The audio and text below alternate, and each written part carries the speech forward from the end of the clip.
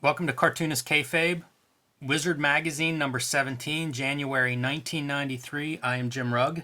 My name's Ed Piskor. And we start off with the first real Valiant Wizard cover. There was an alternative cover that featured Barry Windsor Smith and Exo Manowar on issue 7. I guess it was a direct market only. This one is the full-on Wizard main cover, and it's drawn by David Lapham. Pretty placid David Lapham, if we were to be honest here.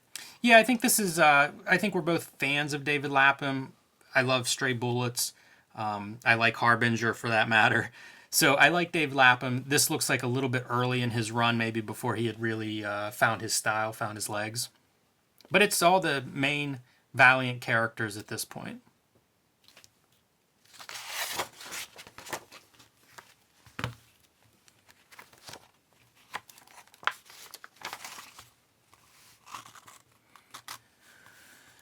One of the first ads in this issue is for Wildstar by Al Gordon and Jerry Ordway, published by Image Comics. This is another one of those books from Image Generation 2. Yeah, Jerry Ordway has some experience with Rob Liefeld in the Megaton days. We saw some Youngblood artwork that was inked by Jerry Ordway in like 1986, 87. So they had some connection before Ordway showed up at Image. And I think he was a Superman artist at this time. Much more of a classic cartoonist type comic book artist than what we would associate with Image up to this point. That's true. Letter from the publisher. Not a whole lot here. These are mostly just promoting whatever upcoming issues of Wizard exist. This one, he takes time to wish everybody a Merry Christmas, Happy Hanukkah, Merry Kwanzaa, Happy New Year. So it's basically the end of 1992. Yeah, the end of 1992, man. 93 is like a special year for me because that's when I like discover comic shops and stuff like that. So it's really going to start speaking to me in the forthcoming issues. I'm pretty excited for 93. In my mind, 86 is sort of the peak apex of the black and white explosion following the Turtles in 84. And I think with comics, we see that in 93 as maybe the peak of the bubble expansion. You know, somewhere in there, I think it probably is the top of that.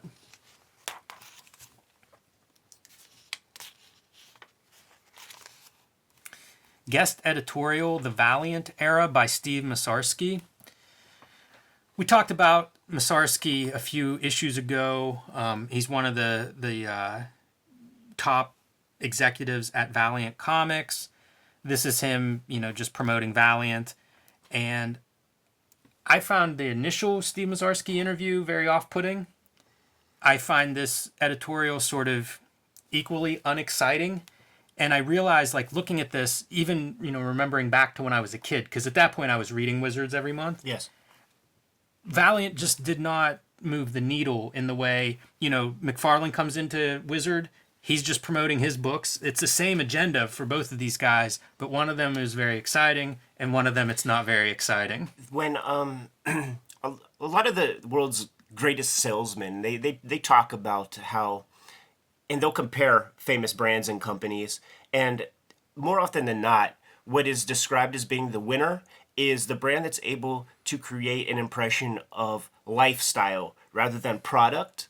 And Image promoted this is an era of the X Games, skateboard culture. Everything is loud and bombastic. So Image is a lifestyle brand. And the thing that you don't want to do is talk about, the extra special cushion that you have in the soles of your sneakers. And that's what Masarski is here. He's so outside of the comics universe that he has no language to excite a comic reader. He's talking about things from a purely product standpoint, and there's nothing interesting about it. No, he talks about his background discovering Cyndi Lauper, being an attorney for Aerosmith. These mean nothing to me then or now. And then he goes on to talk about, their mission, and they might fail in their mission, controlled growth. This just it wasn't exciting to me when I was 15. It's not exciting to me now. Yeah, we'll just take it to Wizard News. Wizard News, talking about excitement or lack thereof. Marvel's 1993 first quarter plans. And this is about as forgettable as you get. I think that the Image Exodus really hit Marvel hard. You go from these guys that are selling millions and millions of books to they just all leave, and you're left with stuff like Punisher Armory gets plugged multiple times in their plans. Iron Manual #1, which is like the Punisher Armory. Darkhold, Harrowers. This is like Rural Juror on 30 Rock. The Harrowers. Go ask your comic book retailer for that book. Like none of this stuff I think stands up. I was looking through this, and it's quite a bit of list of the books that they have coming out. I don't think any of these stand out. I don't think anyone looks back now and thinks, remember whenever X Factor Annual came out? Yeah, no. Like, my only note that I found interesting was that John Byrne quits She-Hulk with number 50, and what's noteworthy about that is we saw some stuff in earlier Wizard magazines where the Image guys, they had to be kind of toss off their titles. We read that Rob Liefeld was not going to be doing a cable miniseries because he went to Image, but John Byrne was able to work on Next Men and She-Hulk. So no other notes for that, but I did want to point out this Yo-Joe bit right here where they talk about these pack-in comics that would be with the G.I. Joe figures. And I was thinking about this in terms of our age disparity, because like your G.I. Joe was like, real American hero, like, fight for freedom wherever there's some. But like this is my era of G.I. Joe, where it's like almost a different cartoon, has a different theme song. It's like after your time, dude. And I still have many of these things, but written by Larry Hama, which was cool. And Paul Kirchner, which is, I think he was kind of an underground guy. I think he did a long-running strip in High Times. Interesting. Yeah, I don't know what his contribution was to that thing. Co-writer, I guess. But this is the era of got to get tough, yo, Joe. I don't know that era. Comes much later. That was when the Cobra Commander had the the Darth Vader helmet, if you remember that guy. Comic Fest 93 is a show that will be coming up at the end of 1993. We just said this is the end of 1992. They're already plugging it here with expects to drum more than 70,000 people in Philadelphia. And I read this and was like, that's interesting. Why is that there? And then you turn the page and you see Wizard, highly advertised in the Comic Fest 93 plans. So maybe the early days of Wizard World, the seeds being planted of, why run a comic book show, could be their early exposure to that. Good eye. Some of the other stuff that's mentioned in the news is Tribe is announced from Image. So another one of the what I think of as the second generation of Image titles. Tribe is by Larry Stroman and Todd Johnson. Larry Stroman, artist on X Factor, is how I would have known about him. Did a long run on Alien Legion before that. And we mentioned him recently as drawing a few issues of DC's Dark Stars. I like Stroman's art. I think it's pretty unique. So I was very excited whenever Tribe was announced. And we mentioned the Wild Star ad a couple pages ago. That is also mentioned here along with Youngblood Strike File, a book that I'm very excited to cover. And they list some of the upcoming artists that will be in Strike File. Jay Lee and Rob Liefeld will start the book off. Future work will include David Williams, Jason Pearson, and newcomer Chap Yape. Yeah, Chap Yap, man. Super important cartoonist for me.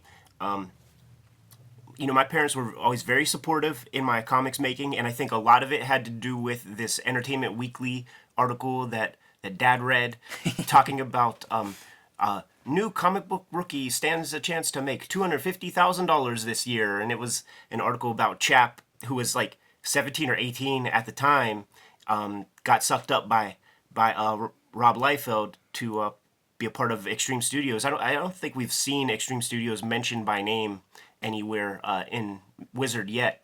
But when he was 17, 18, I was like 12, and it's only 7 years away, man. Couldn't wait to become a cartoonist. It became a goal to try to become a cartoonist by 19, but the implosion happened, so then I made that goal to age 21, which I did nip in the bud. I think this is a great drawing. Like I don't remember being a big fan of Wildstar. I don't remember much about Wildstar. I know I bought it and read it. But that drawing I think looks really cool. The dark around his face is kind of a neat idea on that classic like Captain America type mask that has the nose and mouth exposed. When Image was at its height, all of these kind of tangential comics, they had a kind of a legendary status in the way that they weren't available as easy as like Spawn was or something like that. So by virtue of not being able to have it, it was something that we all talked about and like thought about a lot. Like, you know what I'm saying? It sounds Sure, so yeah. silly. It's totally true. It's supply and demand. It's wanting what you don't have, of course. Yeah. One other thing that caught my eye is Toxic Elves. So I, Lucifer, I don't know if it's self-published or a small publisher by Drew Hayes. He's changing the name to Poison Elves as of issue number 8, and that would be a long-running black and white. We talk about outlaw comics, these kind of like R-rated, little bit dark black and white comics. I feel like Poison Elves probably fit in there somewhere. Absolutely. And for whatever reason, I don't know how Drew Hayes is connected with the guys at Wizard, but they really give that series ink very, very regularly. At least when I start reading Wizard in the 30s and 40s, you see the name Poison Elves a lot. And I barely think I ever like rested my eyes on a copy of a Poison Elves comic. Like I'm saying, even in the store, like I don't know how widespread those things were. Yeah, he's changing the name because he doesn't want people to think it's satanic. Elves have like a history in comics, you know, so I guess some people are super into it probably. Hey man, I saw Charles Vess's Facebook page. Man, I saw him wearing like pointy ears and a like a Adventures of Link type outfit and shit. He's not playing around.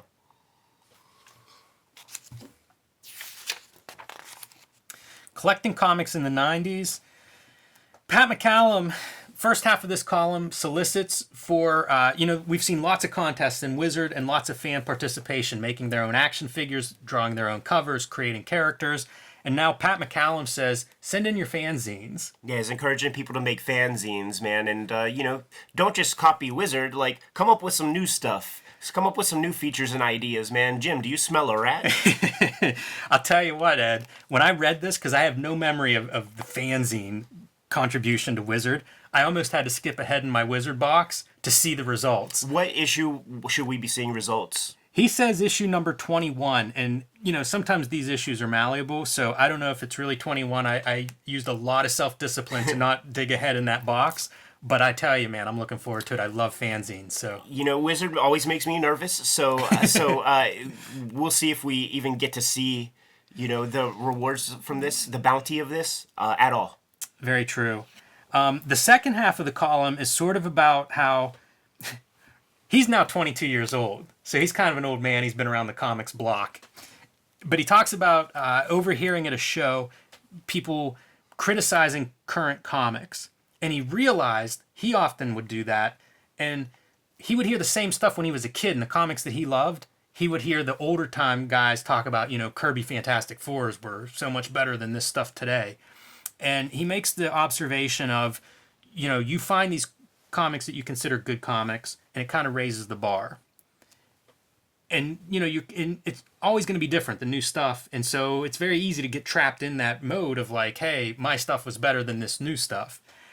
I think about this a lot because at this point I'm 42, I've been reading comics for a long time, and you do raise the bar. Watchmen is not as impressive to me now as it was whenever I was 12, because I've read other comics that are exceed that. And I think that's a pretty interesting observation on his part. Pretty wise for a 22-year-old. I sort of hated seeing his age in here because it's like we're cutting promos, and it's like, I can't be cutting promos on a little kid. Well, we're pretty complimentary for this one. We'll see if those fanzines show up or not. We might get critical in a couple of issues. They better deliver in issue 21. I'm going to cough quick. Everybody's favorite kayfabe column, Palmer's Picks. This Palmer's Picks is about Christmas recommendations. So he goes through and recommends several books, most of which we have talked about up to this point in previous columns. We can kind of run through some of those. The first one he recommends is Cerebus. And specifically, he talks about like the big phone book collections that we've mentioned. These are big collections of longer stories that ran in the Cerebus monthly book. A couple of good starting points, Jake's story or Melmoth. Melmoth was my first Cerebus read, and I would recommend that. It's an interesting book. Stands on its own pretty well. He recommends Jeff Smith's Bone. We mentioned this last week, and it's still in its infancy. I think there are 6 or 7 issues out at this point. Yeah. So he recognizes pretty early on it's a special book.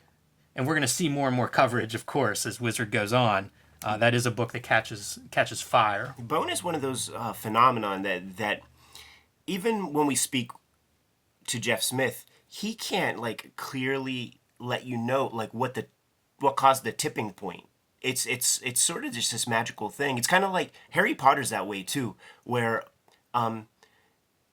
try as you may, like even J.K. Rowling can't explain to you like how this thing caught on in the fashion that it did. You know what I'm saying? Like I would love to kind of dig deeper to just try to see, you know, the stuff that was involved to make it such a big success, but it was just a time and place thing, I guess. Harry Potter's weird because it was out for a year before it really took off. So it is strange. Like some connection was made somewhere that kind of unlocked the world for that. Bone, I think, it's different. You know, like we've talked about Jeff Smith in some of our other shows, and I don't know if he realized how different it was than everything else at the comic book stores, but I think the difference is something that retailers and readers, you know, recognized immediately. And at that point, if they give it a look because it stands out and it's different than everything else, they find a really good quality comic. So I think those two things are probably the combination. And it doesn't hurt that it's at a time when the market's up, you know, when there are lots of books and lots of new readers peeking in. There wasn't anything like Bone. So if you were looking for an all ages book or something that was a little more reader friendly, not a lot of competition for Bone. And it's a great story. You know, if the retailers were reading what they were selling, like I can see why they would get behind that book immediately. After Bone, he recommends Mouse, which I think the collected editions of Mouse, both volumes are relatively new. I think I picked Mouse up around this time. So the second volume may have been collected around 92 or so. I bought them in a slipcase, pre-ordered. You know, it must have gotten a good push. Probably not the most cheerful book to read on Christmas, but heck of a comic. Next up, he recommends Skin. These are funny titles for Christmas recommendations. It is a heck of a title, man. So, Skin, published by Tundra, I believe. This is a collection of Peter Milligan and Brendan McCarthy. Yeah. But you can see the reproduction of the Skin cover and some examples of the artwork that you would find inside. Man, is this different for something that, again, if thinking of what Marvel was publishing at the time, I mean, that's just no comic book looked like this at the time. Man. Not too many of them look like this now. I mean, that's sort of, and this is Carol Swain as well. Like, it's sort of unclear, like, where the divisions of labor kind of end.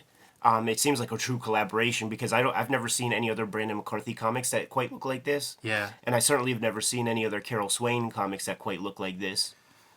5 Fingers and a Thumb. That thalidomide was a motherfucker, man. Yeah, I guess so.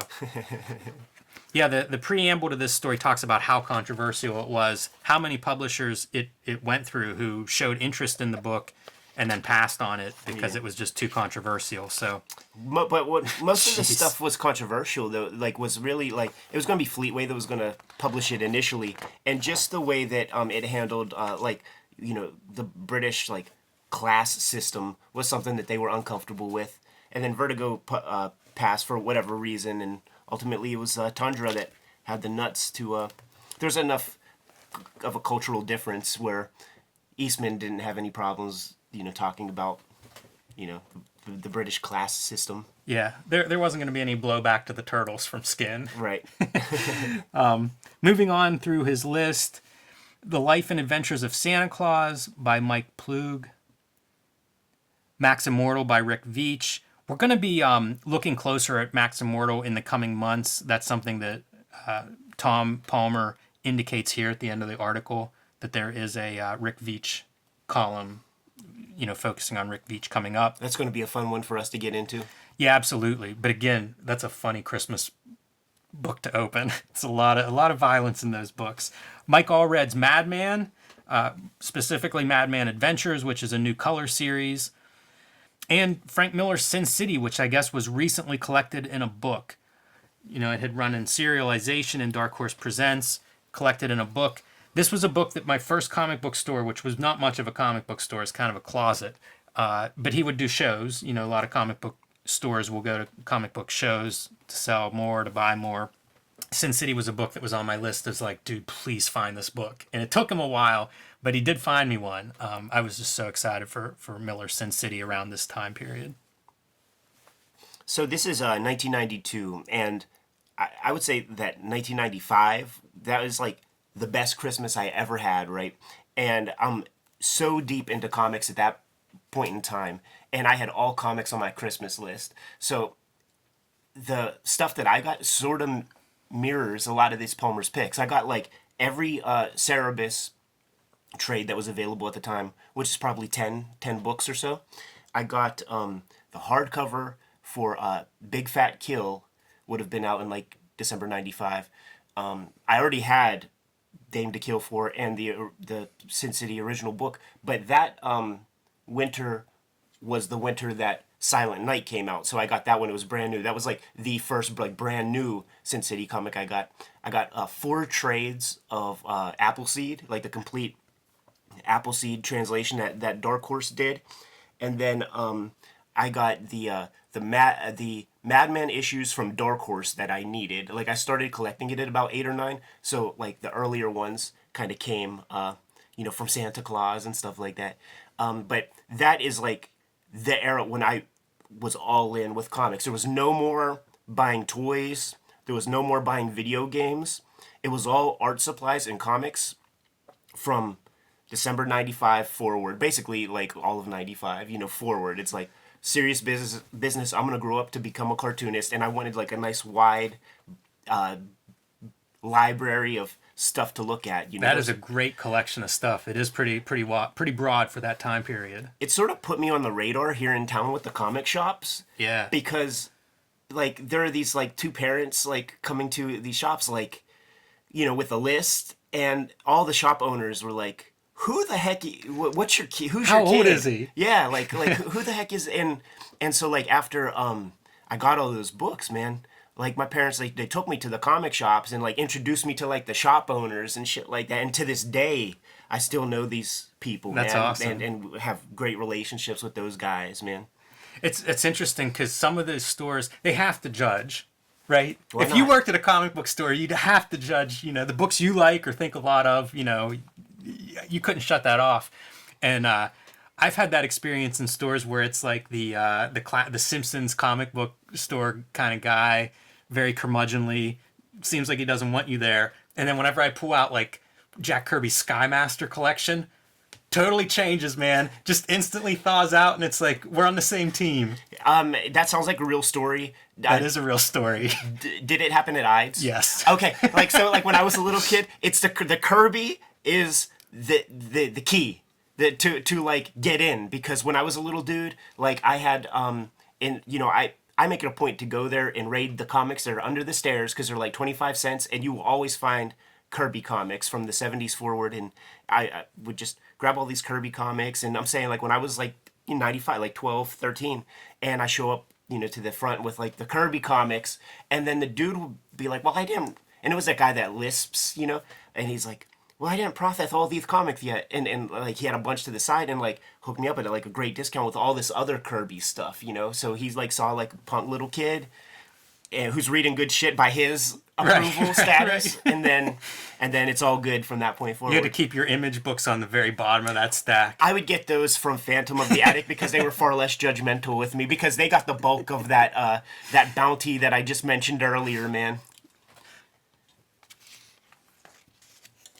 Riding at the Edge by David Quinn. Let me say something about this ad real quick. Secret Weapons. And we've had this like long association with Jim Shooter and his relationship with Valiant. And he created Secret Wars. and we see like Eternal Warrior, Exo Manowar, Solar, Bloodshot. So it's clearly like an intercompany crossover.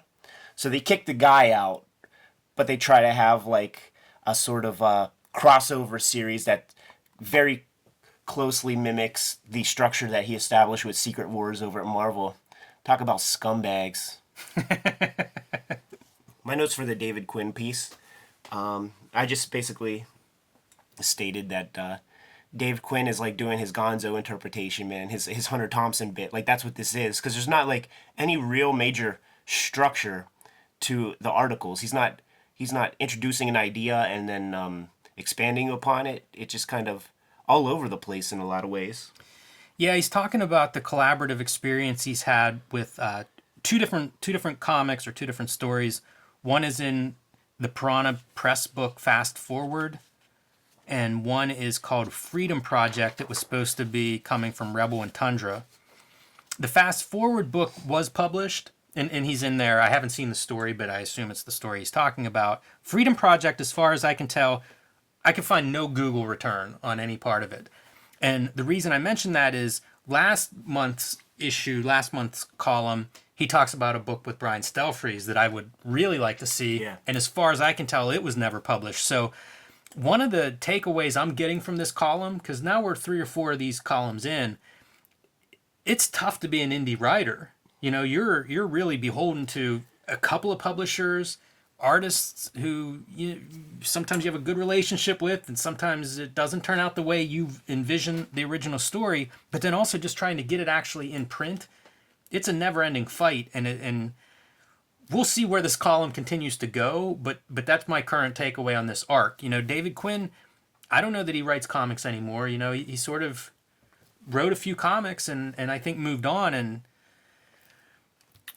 Fausto's certainly his biggest production, yeah, for sure, most noteworthy, the thing that kind of like resonated culturally the most. And right now he's doing like some picture books, right, stuff lately. So I think that's a subtext of this column. I think is really what it's like to be an indie writer in comics, in American comics in the 90s, and we'll see if that's the direction it keeps going. But that's my takeaway from 20, 25 years in the future looking back. Yeah, it must be tough. And even like with the Stelfreeze article last episode or a couple episodes ago, whatever that was, man,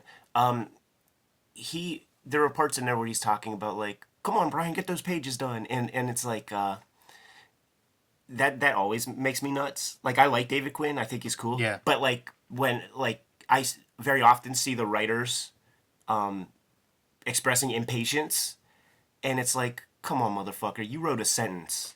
Now I have to Yeah. draw this crowd scene. Like, stay off my case. Yeah.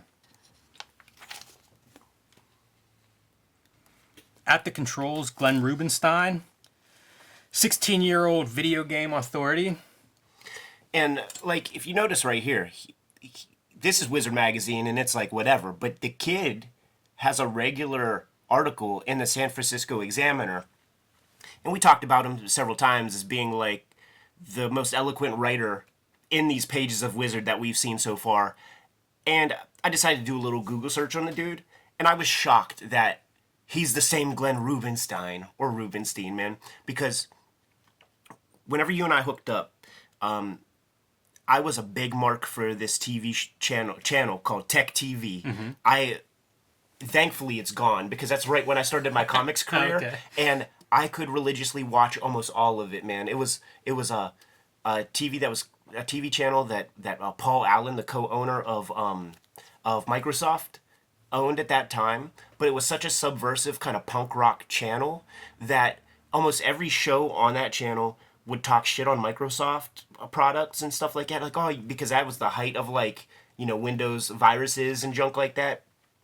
And these shows would be so subversive, like there would be call-in shows for like tech support, and there will be a kid who is not even in puberty calling up saying that he's the IT director for this like school district, and how do you I forgot my Windows NT password and shit, and these guys would like tell him how to like hack into the computers and shit like that, and they would say tongue in cheek like, listen, we're not going to say anything about the fact that you sound like you're 10 years old, but this is how you do it. You know what I mean? It was just amazing. Anyhow, Glenn Rubenstein was a producer for a bunch of those shows. You know, San Francisco Examiner, Silicon Valley, Tech TV, exclusively, like the studios were there on the hills of San Fran.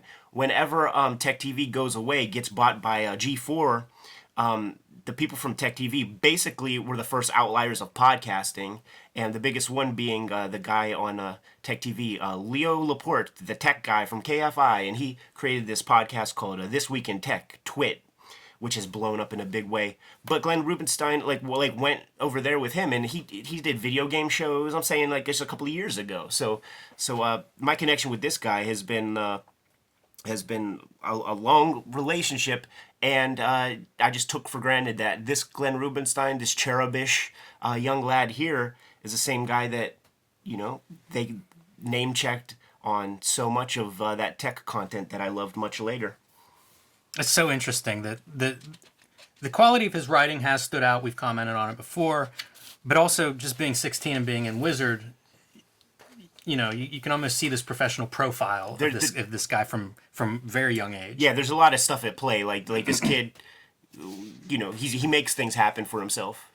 There's a couple screenshots of Night Trap, the game that caught the ire of the government, to the point that they were exploring the ideas of putting some sort of censorship council into the video game industry, but the video game industry decided to police themselves in the same way that the comics industry did whenever comics caught the ire of the government back in the 50s.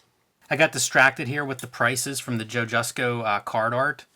It's interesting to me to see like what's valuable. So Spider-Man's like #1 at $3,000. Silver Surfer's up there. Venom $1,750. You can kind of see like who the popular characters were at this time. Yeah, I'm much more interested in seeing who the not popular ones were. Wonder Man, who'd have guessed it? Yeah, really. I think that's one that Marvel's pushing pretty hard at this time. It would have been a good deal for you to buy that $900 Ultron piece back then after these movies. Atomic Comics, Tim Vigil art. Is that Tim Vigil or it's not Joe? Like, it's Tim. Nice. That's a funny ad for like a direct market superhero store at this time. Guy's pointing a gun right at you. More video games. Nothing that speaks to me. This X Factor ad, I thought I would just mention briefly. One, the debut of Joe Quesada. I guess he's coming off of like Batman Azrael, Sword of Azrael, whatever the DC book was. The stuff that stands out to me is you've got this hot new artist showing up. No mention of what issue that is. Right. Just X Factor. And also the black and white is surprising to me. And to me, this speaks to two things. One, the previous artist just jumped ship and Tribe is announced earlier. So this may be like Marvel scrambling to get something together quickly to offset another artist jumping to Image. But also, I've been critical of Marvel the last several issues, from whenever they had their marketing luncheon and all they did was crack terrible jokes, to their news of what's coming out in 1993, and none of it is noteworthy. It feels like Marvel just is completely out of it. And their black and white ad is just one more example of that. Image is doing state-of-the-art computer color. Marvel's running a black and white ad. Marvel has been this long-established system that was like a finely oiled machine, and it was kind of running itself for a lot of the time, man. Certainly past the Jim Shooter era, where a lot of things were in place, where people were sitting cush. Now the people who work there, man, who are getting like the health insurance from the company and retirement packages, all that shit, now they gotta work for their jobs, man. No more bullshit lunches. It's time to start make some hay. It's true. Brutes and Babes, Bart Sears. This month, we're talking about comic covers. Let's not bury the lead and show off his examples of great comic book covers. Yeah, at postage stamp size. One good thing is this is what you're seeing in Amazon. Like now I always think of cover design needs to work whenever it's tiny and whenever it's big. Bart doesn't probably know it at the time, but that's what he's showing us a preview of. Yeah, that's for sure, man. And most of these compositions, like they're nothing to me. Like there are some memorable ones. I like simple. I don't need a lot of confusion. I sort of thought that we could take this opportunity rather than like looking at all these Bart Sears covers and kind of cutting promos, man. We could show off some examples of our own stuff, man. Stuff that we where our minds were with some of our cover work. You got the Eisner 2015 for like best production design. I got nominated before, but I lost to the David Mazzucchelli Artist Edition, which I'm quite okay with, man. So why not take this moment to talk covers for a hot second. 2012. This was the book that got the nomination for design.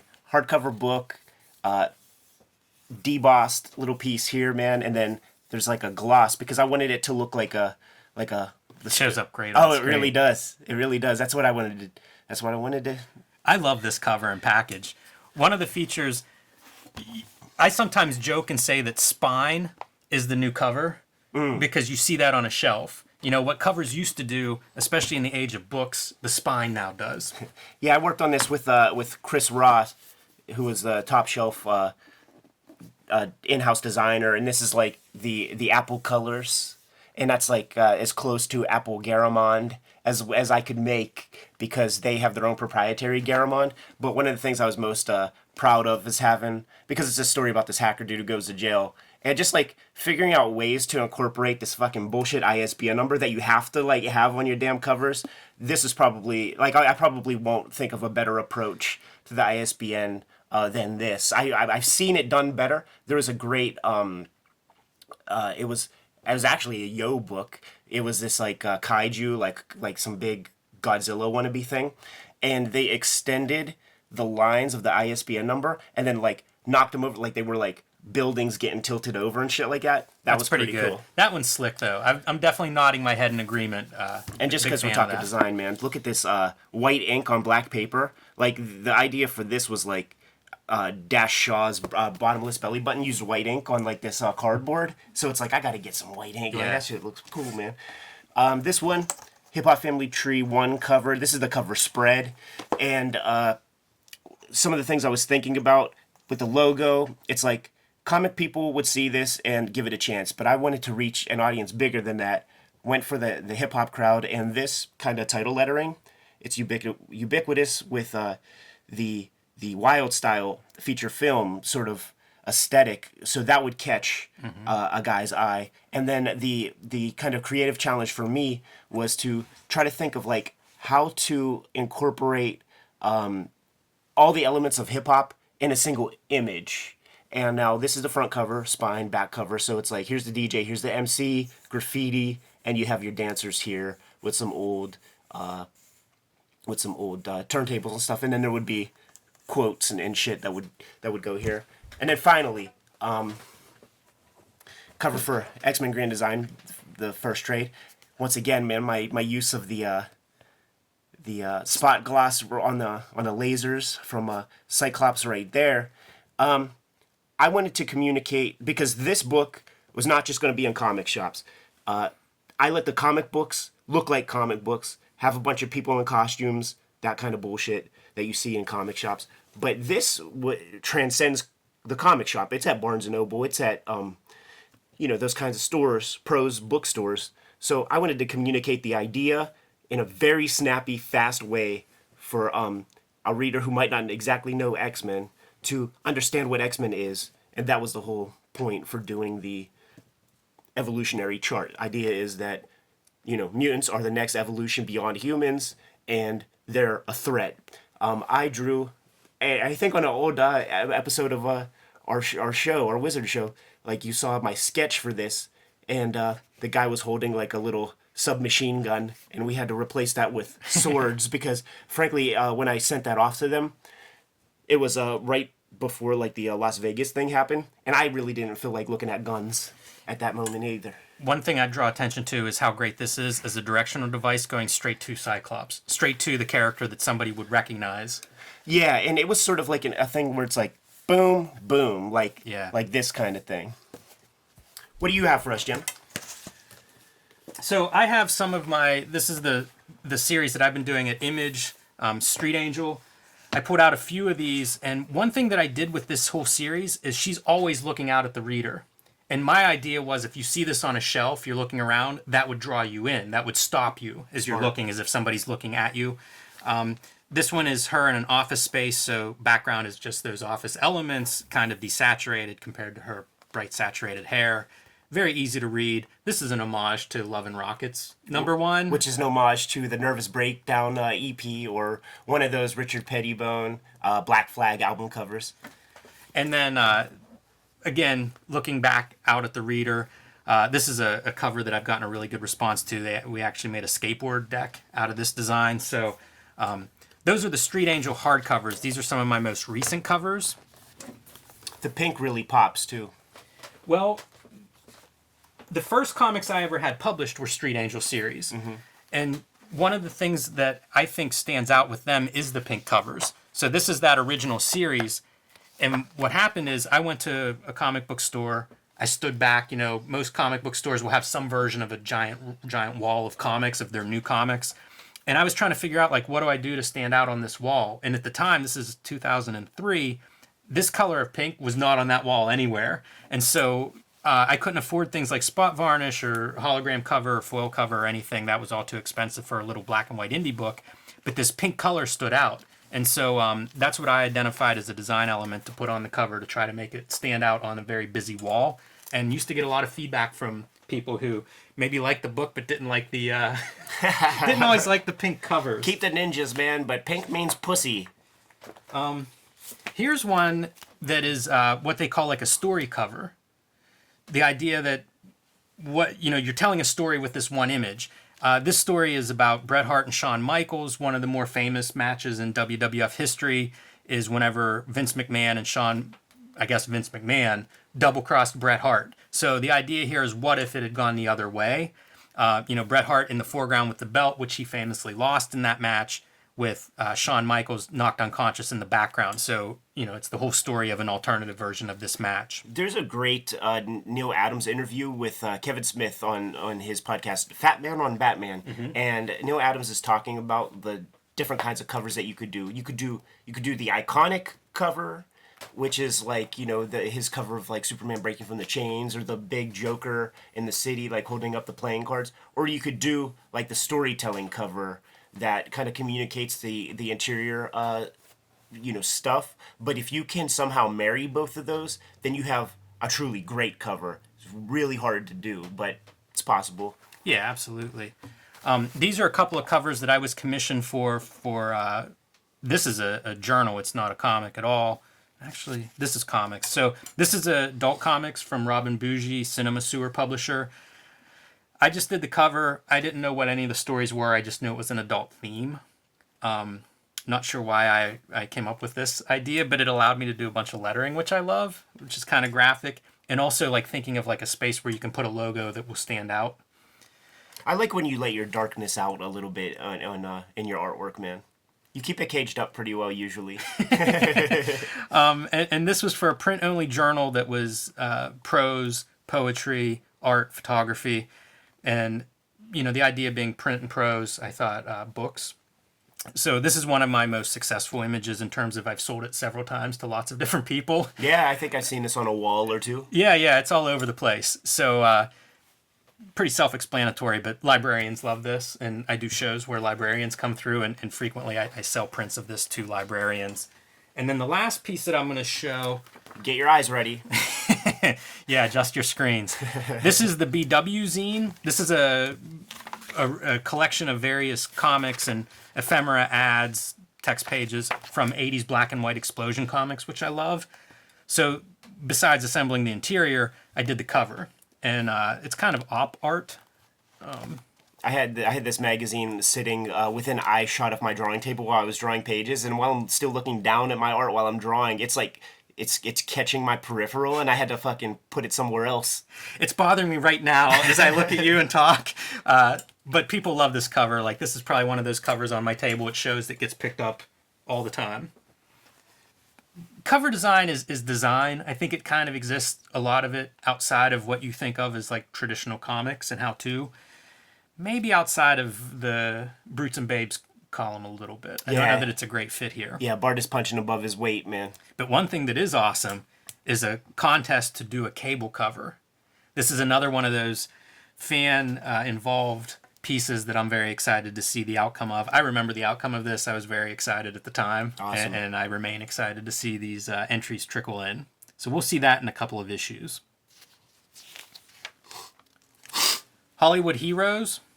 Andy Mangles, another 6-pager, man. But the one thing that is worth calling attention to, who knows where the heck it is. Feature films, man. The Fantastic Four Roger Corman movie is announced. And, of course, that never sees the light of day, but it was like one of the probably best-selling bootlegs that one could get on the Comic-Con circuit in the 90s and later. And it's certainly, man, you download that thing off of BitTorrent, it has like 1,000 seaters always, man. People love trading this thing, man. Back during this time frame, probably like 94, 95, I remember renting Carnosaur 2 for the trailer for the Roger Corman Fantastic Four, and was always like very, very perplexed about the status. Like, where can I get this thing? How can I see this movie, man? Once again, it didn't come out, but recently there's a documentary called Doomed: The Untold Story of Roger Corman's Fantastic Four. Highly recommend it, man. It speaks to all of the stuff that went into the production of that, and the fact that it was even made and that the trailer was cut for Carnosaur 2 was to sort of fulfill the obligations of like the rights holders at that moment. They had to put something together real fast, but like Stan Lee and Marvel, they were just getting their ducks in a row with getting all their rights back to make their own movies, which they will eventually do, because back in the 60s, 70s, they cut some shoddy deals to just try to get any kind of equity out of these characters that they were creating. And when the rights start to come back, like that's when we start to see like a Tobey Maguire Spider-Man and all of that, man. But definitely worth checking out the Doomed Untold Story of Roger Corman's Fantastic Four documentary. I've had a lot of strange experiences after all these years in the film business, but I have to say the Fantastic Four ranks somewhere near the top. There's a mention of Steve Rude's Nexus animated series. Just a mention. That never came to pass, of course. John Kracfalusi is fired from Ren and Stimpy, which was a pretty popular cartoon at the time. But a lot of this is just notes on movies that would be made 20 years later. Watchmen is mentioned. I think that was probably in development from 10 minutes after the comic book was published. I mean, that's the thing, like with a lot of this stuff, even Nexus, when I was doing work for Adult Swim in like 2009, like I was working with some guys who were doing like yet another like Nexus pitch in like the mid 2000s. Same as like ElfQuest has been in Hollywood, trading hands for 30 years at this point. Pete Bag's Hate. There are these properties that people see the value in them and just know that it would have some value, like to the wider culture, but they just can't figure out like that little extra step that would make it valuable to the general public. Yeah. Regarding this Bob Newhart show, they talk about like the comics work in there, and I was wondering, was it Ty Templeton who drew the art, the Mad Dog art in that series? And it's not. The name of the guy is mentioned in the piece. His name is Paul Powers or something like that, and he did some journeyman work for DC, I believe, man. So I was glad to like have that answered, because it was something I was curious about.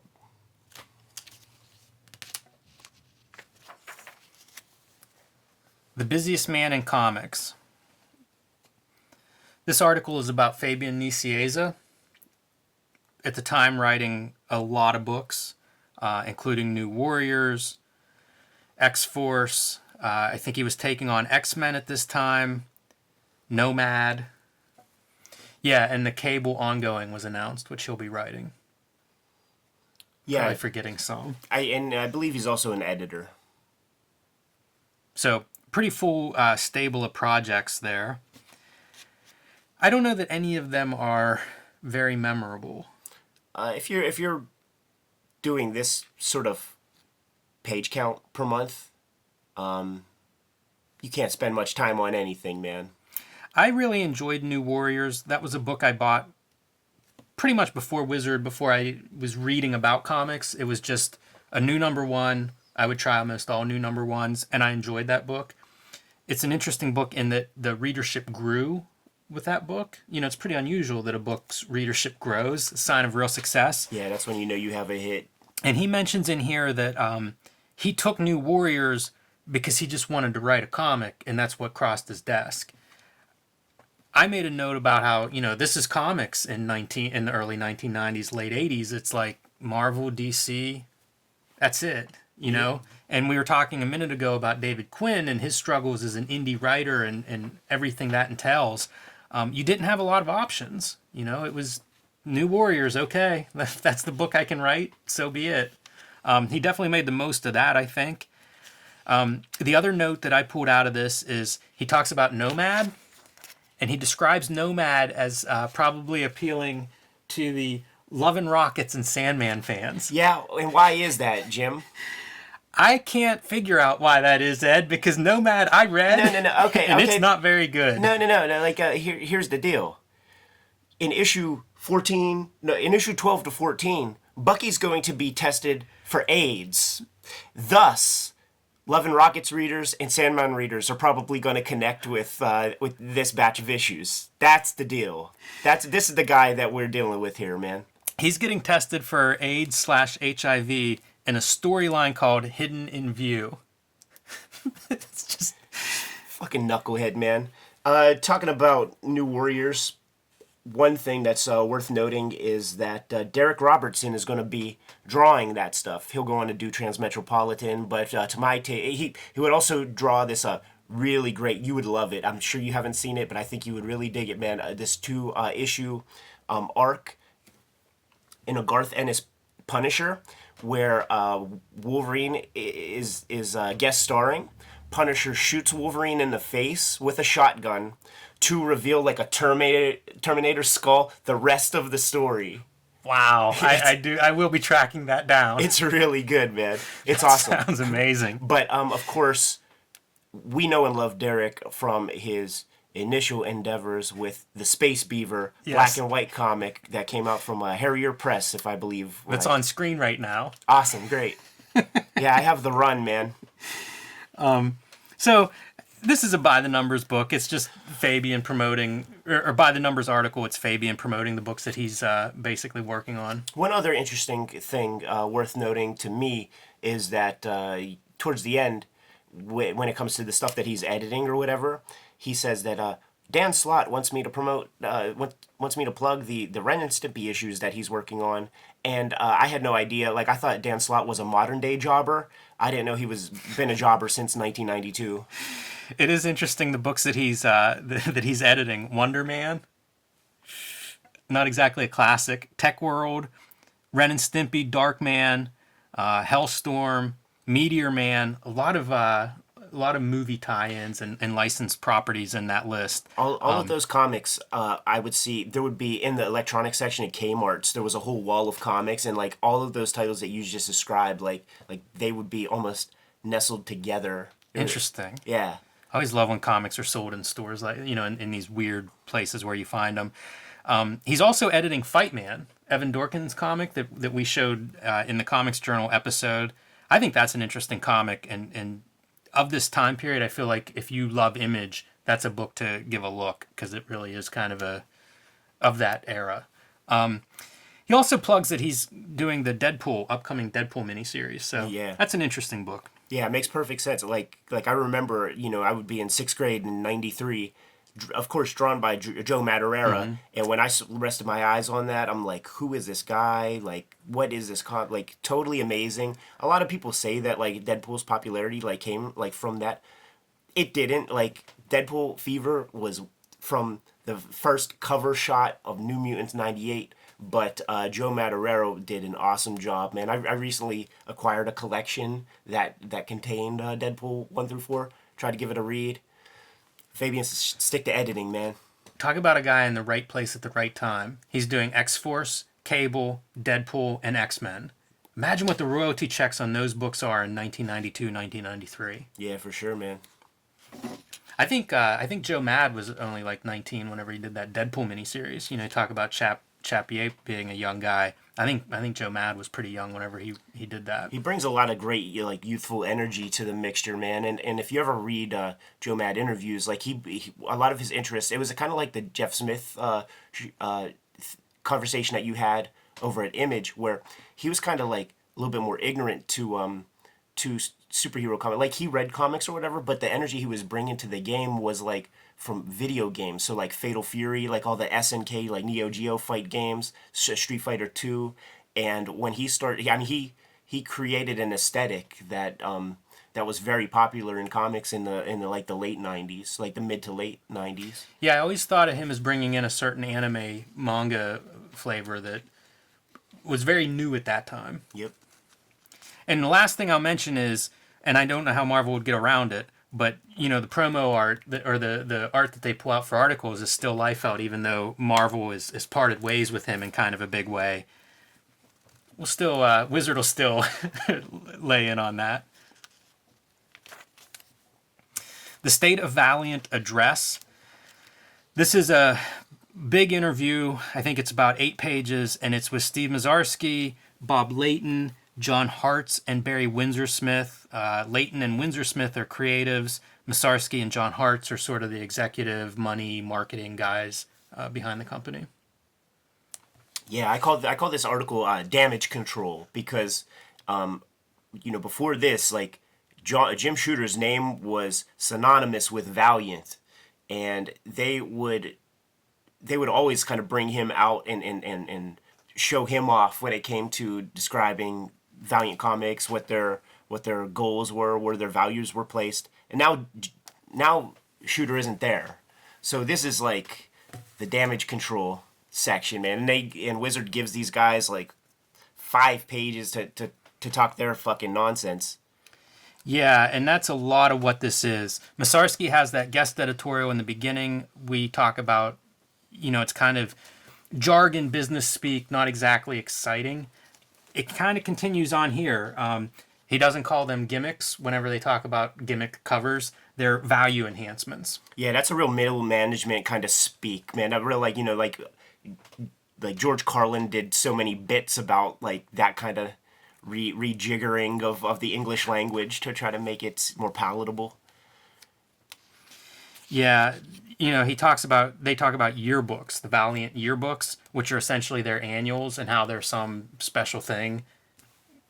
Again, it's no different than the Marvel annuals at this point. Nothing special in them. I mean, these guys make Barry Windsor-Smith and Bob Layton seem boring. It is true. They tell the story about how they got the hardcore cover from Jim Lee. They do. That's the only interesting thing about this whole article. And it's with U2 tickets. Yep, sold out U2 tickets, since Mazarsky was involved in the music industry, so he dangled the carrot of a couple of U2, which actually like makes me like think less of Jim Lee, like just because like U2, come on, like that's pretty fucking square. But that was enough to get him to do that hardcore cover, and then when you think about it, like it looks like a fucking joyless piece of artwork, man. So he just, dashed that out. John Hartz at some point says, if books become non-collectible, comic stores become nothing more than glorified newsstands. I pulled that quote out because we've reached that point. Mm-hmm. 10 years ago or so, it seemed like the back issue market completely just fell apart. Every store would be dumping their back issues because it wasn't worth storing them. And especially in some places like New York or somewhere where space is a premium, it really wasn't worth it. So I think that's kind of an interesting concept. I think comic book stores have changed a lot over the years, and that's been a big shift. The back issues were a staple of comic book stores whenever I first discovered them, and not so anymore. A lot of stores don't carry back issues at all. I mean, that's how we accumulate these collections with 60, 70,000 comics in our houses right here. You know what I'm saying, man? Like the 90s speculator was the 2000s liquidator. Which is great for us, man. It's like, the people who should be having the comics like now have them. And on the same idea of like collectible books and keeping their books collectible, they talk about allocations happening for Bloodshot #1, which has the chromium cover. And apparently they had to figure out those numbers before they actually had orders in. So they're afraid allocations will occur. I'm happy to report anybody that wants a Bloodshot #1. I see a lot of those in the back issue bins, the discount bins. So I don't know about allocations for that, but there are plenty of those floating around today. Worth mentioning that Bloodshot comic in the context of this interview, because the the bean counters here are talking about how like Don Perlin, who's the artist of that Bloodshot comic, he's been he's like the sage in the studios for like the younger guys that they brought in, guys like Dave Lapham, and he is a very competent illustrator and storyteller. Not flashy by any stretch, man. So it's almost like, that cover of this issue, it's Dave Lapham through the filter of, like, say, Don Perlin's wisdom and guidance, I guess. They mention another young artist, Sean Chen. We sat next to him at Baltimore this year, right? We did. He's he's gone on to have a long career. I think he's done a lot of Wolverine stuff, kind of a hot artist type. But his son was there at Baltimore also drawing, which was pretty fun. Young, not like a teenager, but like a kid drawing. That was pretty fun to see. And also I looked him up, and Sean's CMU graduate, so Pittsburgh's Carnegie Mellon. Jim, can we say the story, though? Yeah, say it. Okay. So the boy is there drawing, and is drawing really well. And not only is he drawing really well, and to stressing the fact that he is maybe between 6 and 8, but he's contented. Like he's sitting there for 8 hours drawing beautiful pictures. And when they wrap up to leave for the one night, like, and Sean comes to the table and he comes to our table and we're talking, and I just mentioned like, your son is awesome, and Sean Chen is like, you think? He's like, I guess he and I just have different styles. He said, Taskmaster, man. That's good stuff. Finally, the close of this. Wizard is talking about wanting to see an Archer and Armstrong movie with Michael J. Fox. I'd like to see him with a shaved head. Laughter. And then these are the sign-off last comments response. John says, you don't want it to be just another 9-to-5 job. Steve says, we're having lots of fun. Bob says, you betch'em. And Barry says, indeed. What? Who are they talking to? It's Stepford Wives, man. It's Stepford Cartoonists. The programming is off, man. Somebody check Barry Windsor-Smith's back to see if there's a battery compartment. It's very weird.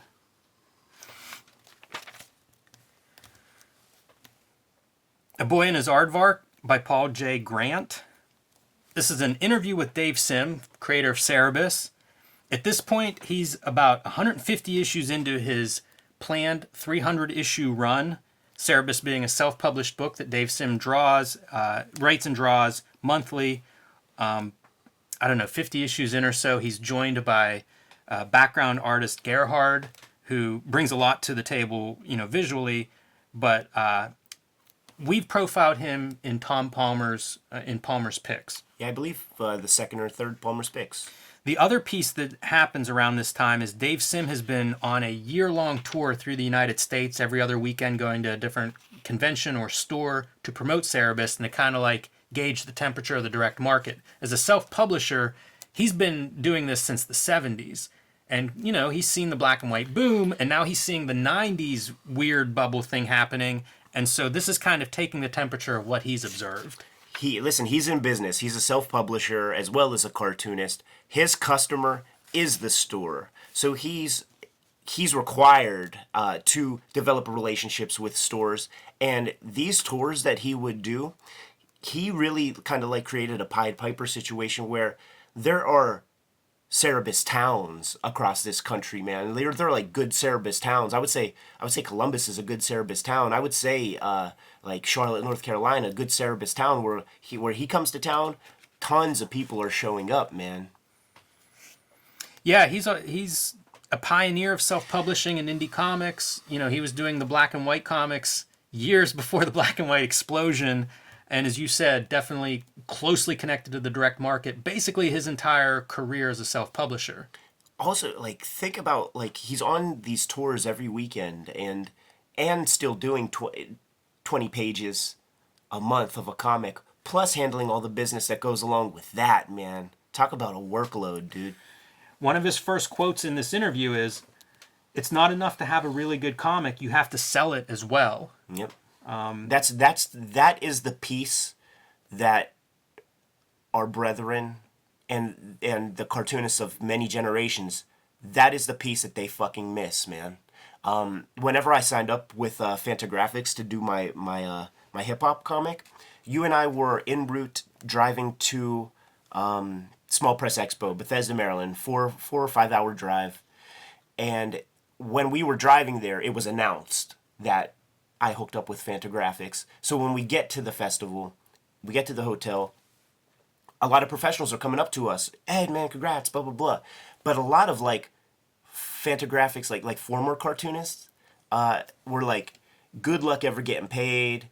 You made a big mistake." All this kind of stuff. Like, and I got it all weekend to the point where it scared me.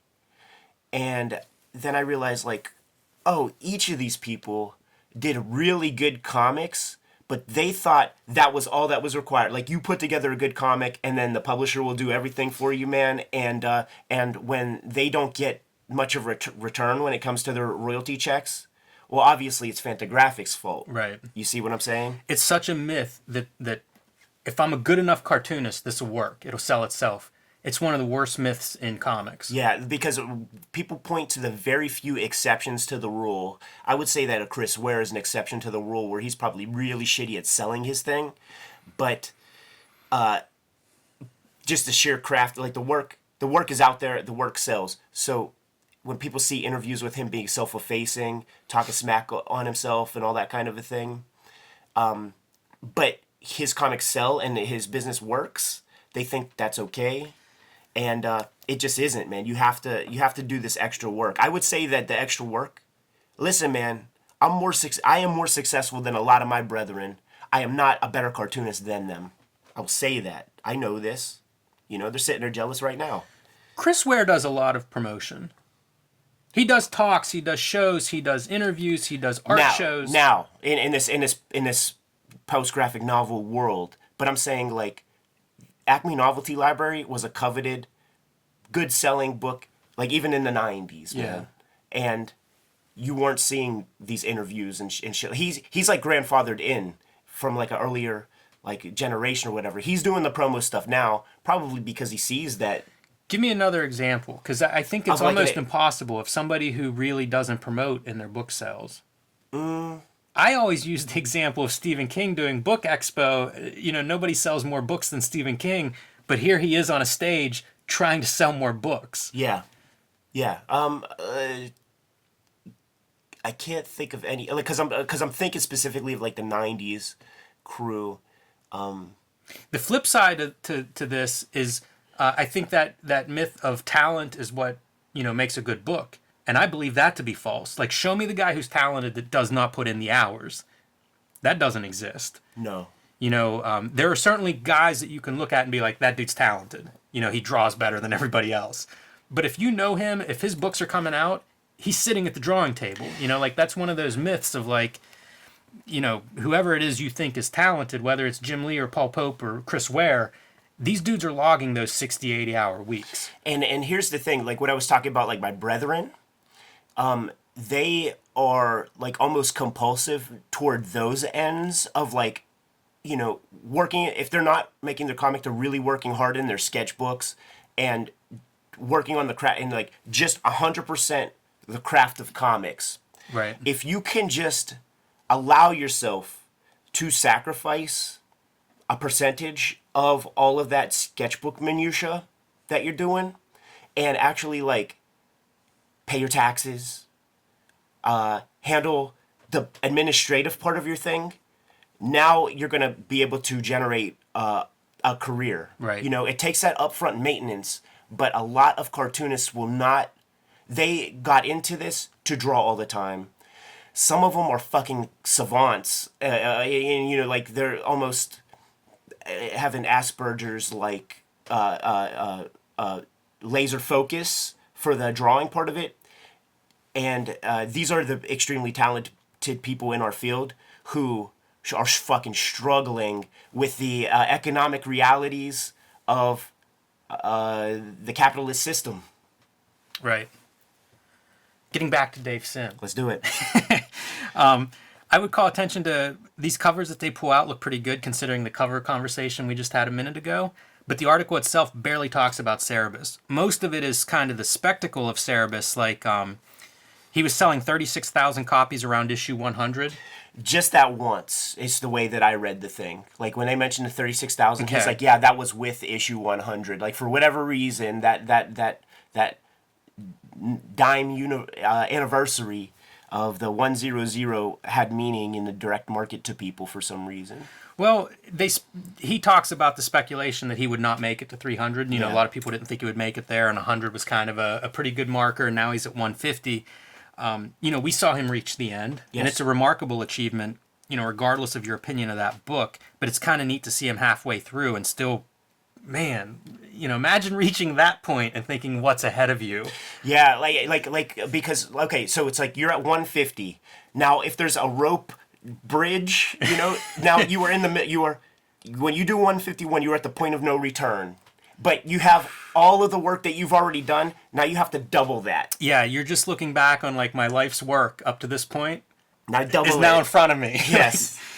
I had that trouble initially with starting the 4th issue of X-Men. Like I had some stuttering at the beginning where I'm just like, I gotta do all this over again. And then Tom Scioli was here drawing, you know, and he's like, no, you don't. You have to do it better. Yeah, that's true. It's got to look better than that first one. I'm like, yeah, thanks, Tom.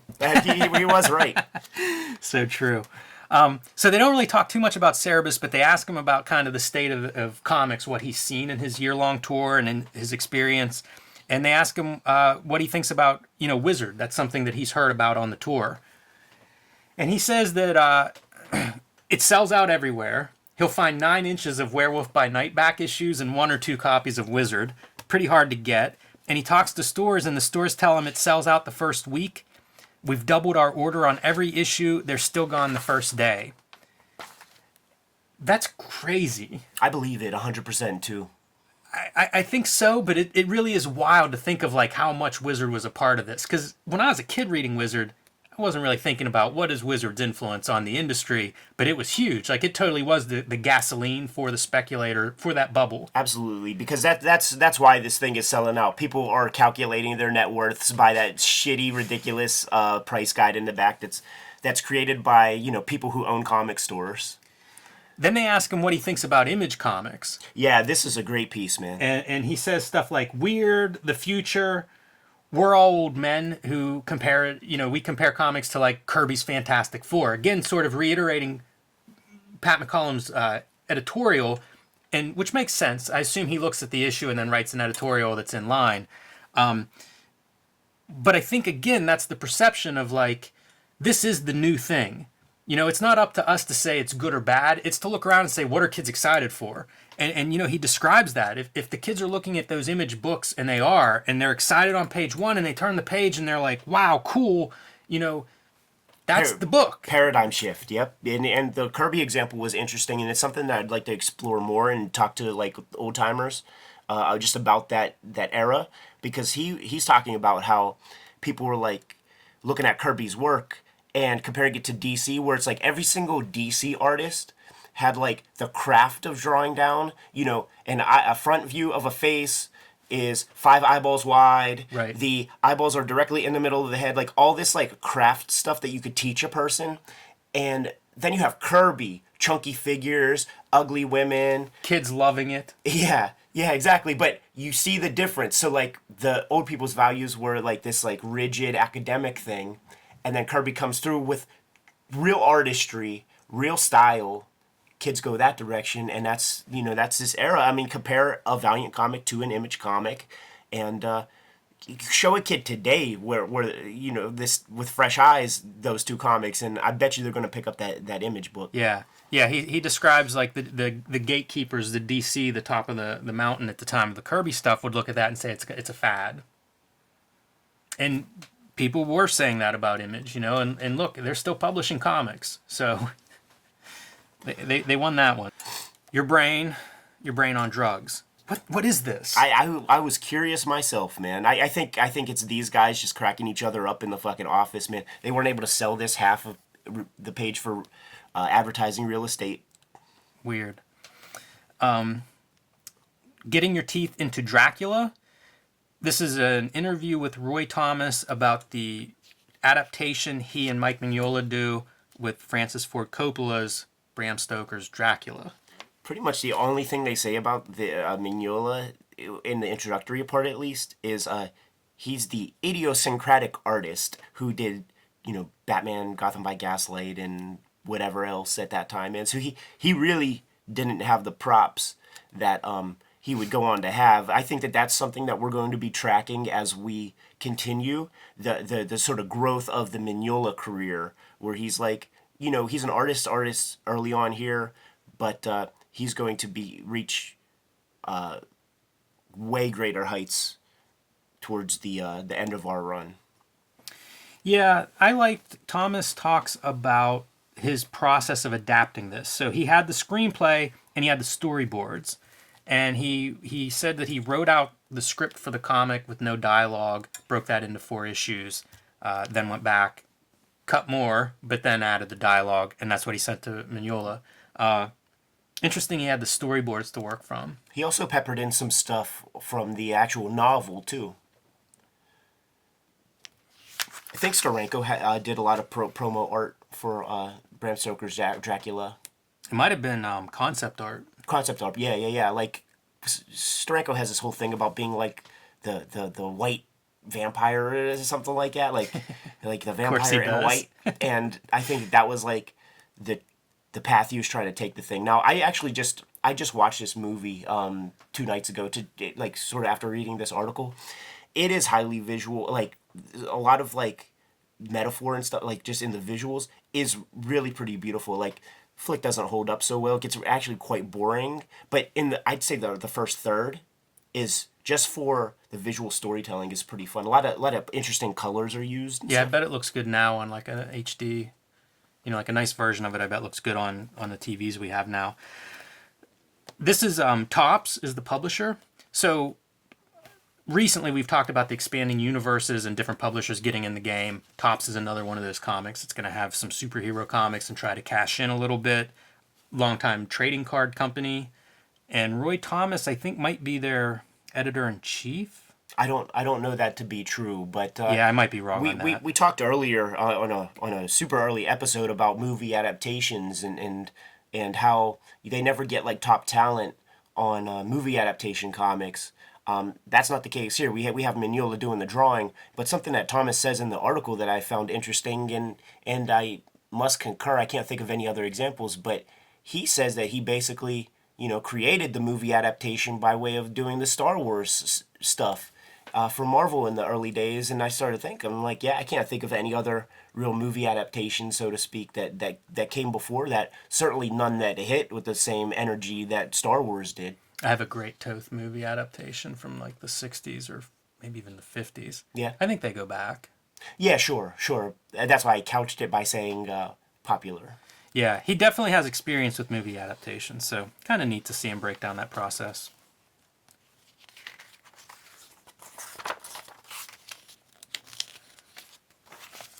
I have nothing for this hokum. Batman the Depressed Knight. This is a filler. Yeah, I think this is the same douchebag that wrote the thing about Galactus back in the day. Yeah. Steve, whatever the fuck. Probably. I think it's an attempt at humor that... Amazing art. Boy, that's a nice Colossus. He's the guy who had a career, as far as I could tell, from this group. His name is Tom Simonton. And I think he gets sucked up by, it might be Jim Lee and stuff. Like, I saw him, he painted some like, trading cards or something. I saw a Zealot that he did. But, once again, man, we have a guy winning a wizard award for drawing a wizard on the cover. Now this is Joseph Thunderhorse, and we commented on his name before for some envelope art. So he's got juice that, like, once you get something in print, it's addictive, man. And he's like, okay, man, I'm gonna see how I could get some more stuff in print. I do like these dudes that are chasing awards. You know, Valiant gives out an award, so you get the obligatory. It's very smart on their part. I like this speedball. It's abstract. It's kind of an unusual drawing style. These are fun to look at. It's definitely a different flavor of art for several of these. I have a confession to make, man. Whenever I submitted my portfolio to the Kubert School, I drew a portrait of Joe Kubert. This looks like somebody that should be found in one of the Wildstorm or Extreme Talent searches. Absolutely, man. And this guy, I found some I found some stuff that he did. Like, I think it's him, and it was a big mural that he painted inside of a church. So I love it just with this crazy image right here. It's very Bisley-ish, and Wow. There's darkness to it. Yeah, this sure is. My Kind of Hero. We talk about Deadpool being hot. This feels like a pretty big influence on this character design is Deadpool. Foxfire, created by Eric Treadway. We've talked about him in the past, one of the Four Horsemen toy designers. Yep. Toying Around. I'm sort of bored by Brian Cunningham's article, but my boredom goes away once I see the customized figures here, man. These are really well done. All of these figures look great. Yeah.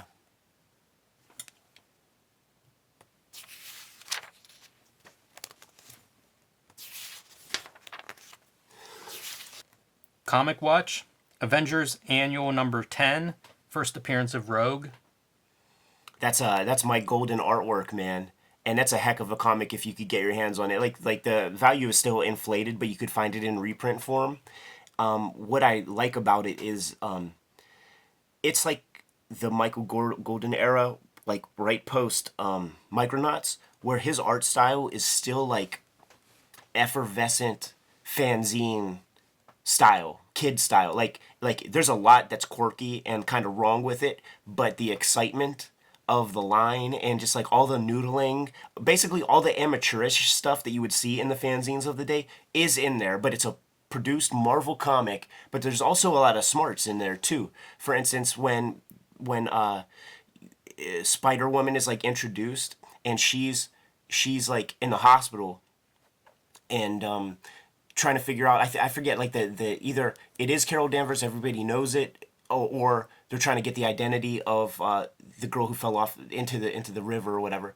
And when you first see Spider-Woman, she's like concerned and all that stuff, but she's still on a wall, like, she's attached to a wall and she's got like a cup of coffee and stuff, and just like that kind of thing is smart to me, man, because it's like she's still doing Spider-Woman thing. It's communicating sort of like how she works and all that stuff, but there's no caption that has to describe it. There's nothing else, and that's the characters that he just like built into that sequence. It's like a nun, a cop, and some other people, like they become characters, and it was nothing that Chris Claremont planned. And then one of the other things I really like in that issue, which I stole for X-Men Grand Design, was the Avengers Quinjet is landing, I think, like at the X Mansion, and when you see the pine trees and stuff kind of getting blown, Yeah. as the downwards draft is coming closer to Earth. And I made sure to steal that in a. That's a good detail. It's just smart, you know. He's a smart. He's putting all these lines and stuff, but he is thinking about the lines that he's putting down. The other comic is Solar number 3. And besides the nice Barry Windsor Smith cover, it's the first appearance of Harada, which is one of the big bad guys. Mm-hmm.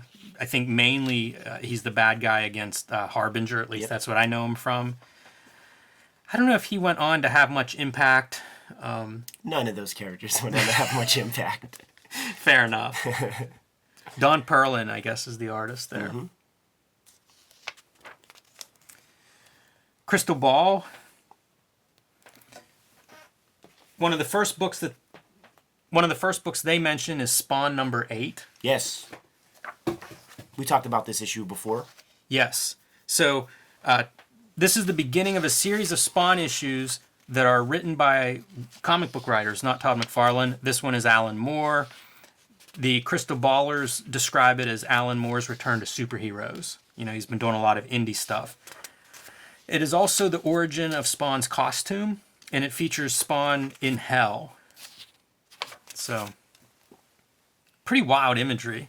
Absolutely, man. This is the first one that I bought new, and little did I know that like the next one is going to be Neil Gaiman. When you would see ads in some of the other Image books, it'll just say like Alan Moore's name real big, right? And it's like, what's that mean to me? You know, what do I care about that? And then obviously you figure things out later. How cool is that? This is the other piece they mentioned. So you have the 3 M's in this book: Alan Moore, Frank Miller, and Todd McFarlane. So pretty good stuff. And they call it out, rightfully so. They also mention Incredible Hulk, Future Imperfect. This is Peter David, probably near the top of his game. He's writing the Hulk, a fan favorite. He's writing Spider-Man 2099. Future Imperfect, he's paired up with George Perez, and it tells the story of a future Hulk. I don't have too much to say. I actually don't like George Perez's Hulk. It's a little bit too human. Nexus Alien Justice is another book they cite. We haven't talked about Nexus, but Nexus is an indie book by Mike Barron and Steve Rude. Comes out of the 80s. Probably well over 100 issues of this have been published. Yeah, Steve Rude, a major devotee of the Andrew Loomis School of Illustration, as you could see with some of the work here. Very figure-heavy, kind of classic figure artist. I think he's also probably known for his page layouts. I figured it was a chance to just mention Steve Rude and Nexus, one of the certainly one of the great 80s indie characters and superhero characters. Steve Rude doesn't walk around with shirts that have sleeves. If anybody, if any kayfabers out there have a shirt with Steve Rude with even a short sleeve shirt, send that in. I don't believe it. Picks from the Wizard's Hat, Venom #1.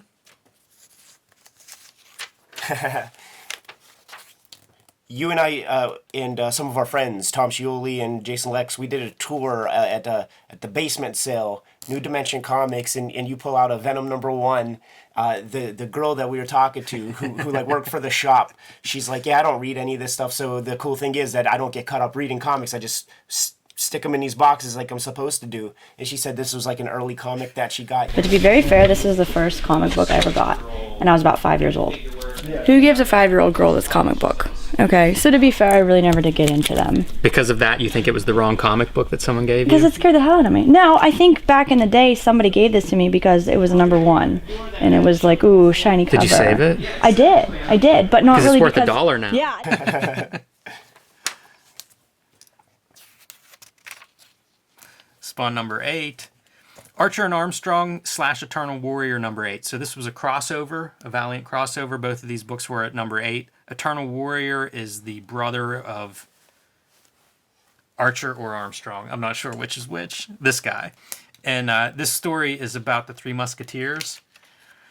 So Archer or Armstrong, the young guy, is reading Three Musketeers, and Archer or Armstrong, the other guy, explains how that book is based on him and his brother and somebody, and it's basically a retelling of the Three Musketeers. Wraparound cover. Barry Windsor Smith pencils and writing. Good example of like, this is what another colorist looks like on top of Barry Windsor Smith, like when he's not at the helm of all the duties. It is not Weapon X. This is worth calling out. #1s, man. Palestine, some Joe Sacco work. Yeah, this is the beginning of Joe Sacco doing like nonfiction reporting in comics, which he did several graphic novels for. Palestine is his research, and I think he visited Palestine in the course of making this comic. One of the first talks that I ever saw was Joe Sacco talking about these nonfiction comics at the University of Pittsburgh in like 2000, 2001, and Palestine was like his big book at that time. One of my favorites of his was a graphic novel follow-up called Safe Area Garage Day. Came out several years later, and I believe it's about the Civil War that erupts after the fall of Soviet Union or Soviet Union control of Czechoslovakia area. I'm probably messing up some of those details, but it's a very powerful graphic novel. Opened my eyes to what comics could do. Top 10 dominated by Valiant. 1, 2, 3, 4, 5, 6, 7 books in the top 10 list. Valiants. This is like another exhibit in the court case against Wizard when it comes to picking their spots. Yeah, I think they may have had stock in Valiant. You can't look credible citing that material. Well, great news. DC Comics got a book in the top 10, finally. And it's number 1. All they had to do was kill their biggest character.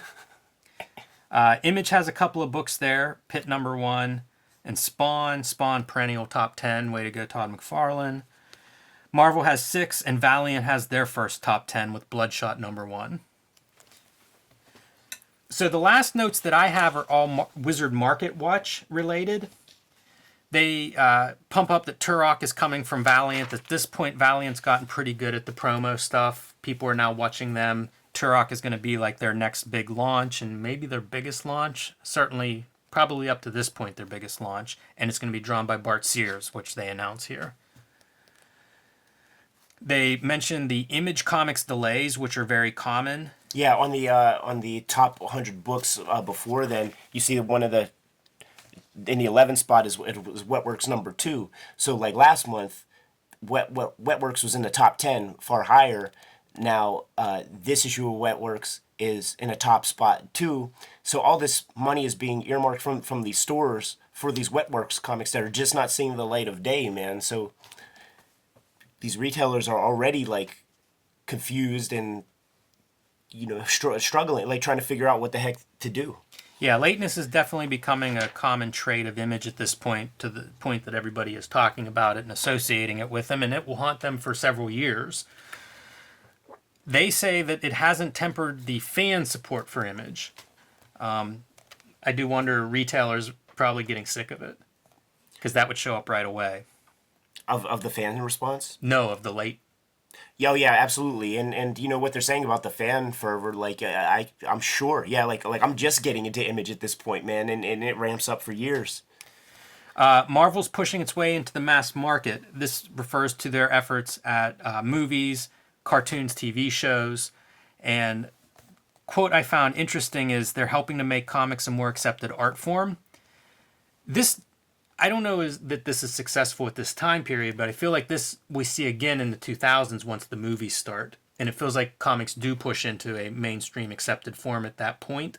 And part of it is driven, I'm sure, by the success of movies, TV shows, video games, all of these things that we do accept as being, mainstream.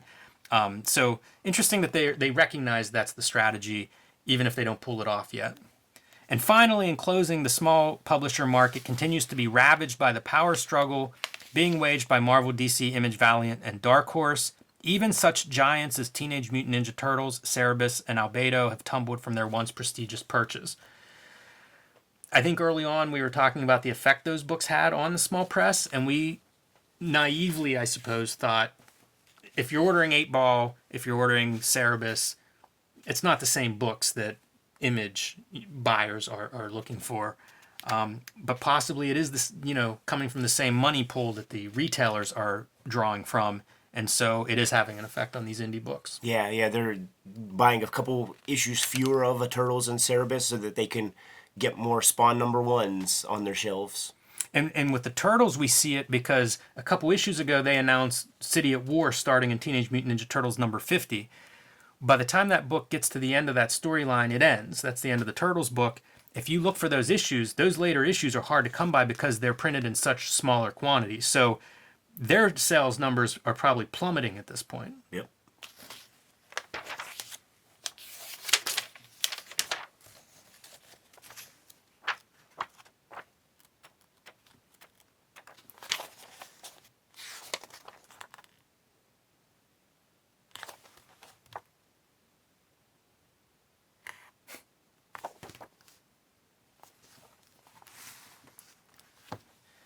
That concludes Wizard Magazine number 17.